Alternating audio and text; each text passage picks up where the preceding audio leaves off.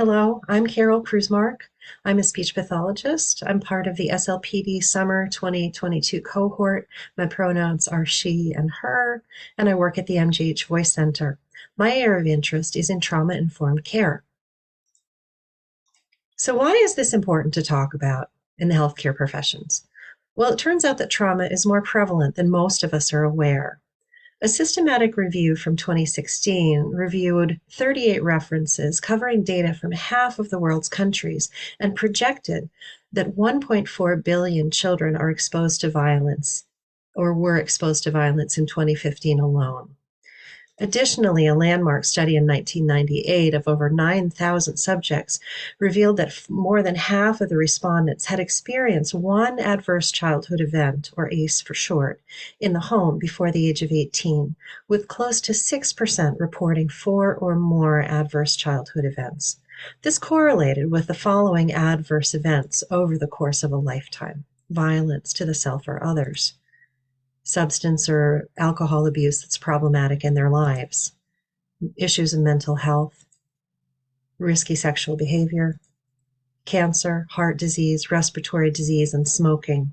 Even more concerning, those outcomes that were most strongly associated with a high level of ACEs created an adverse childhood event risk for the next generation of children. Spinazzola et al. Identified the following post-traumatic sequelae in children as observed by their mental health professionals,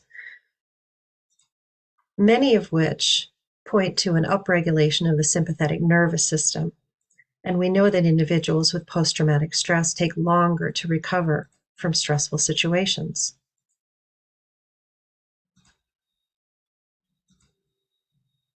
All of these will have an impact on an individual's need to interact with healthcare professionals, indicate an increased need for healthcare access, and potentially make treatment and client follow-through much more challenging.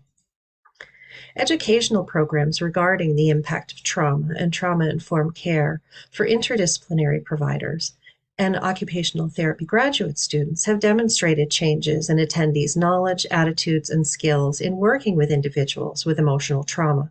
However, education in trauma-informed care tends, even in the mental health field, to be supplemental, in other words, via continuing education offerings or electives, and are not included in healthcare professions educational programs as a rule. There is a dearth of information regarding trauma-informed care in the field of speech-language pathology, although I have made contact with a handful of SLPs that present in their local areas on a topic. Given the widespread nature of emotional trauma, either arising from a single event or a pattern of recurring traumatic events, it only makes sense that we as practitioners should expect and assume to interact with clients and family members with a trauma history. For this reason, I propose that principles of trauma-informed care should be considered a universal precaution provided to all people seeking health care. So how do we get this done? How might this information be shared to have the broadest impact? Well, I have a couple of ideas. One would be to develop a continuing education offering, either for working SLPs or an interdisciplinary continuing education offering, or even to provide continuing education regarding trauma-informed care for clinical supervisors working with young graduate students. Or providing educational content at the graduate level for the healthcare professions. I favor this because I think it would be very important to provide ground floor level information as someone is starting their career in healthcare regarding the impacts of trauma and the principles of trauma-informed care. So I'm going to have a hard time narrowing this down, but I'm sure that you can probably relate to that problem.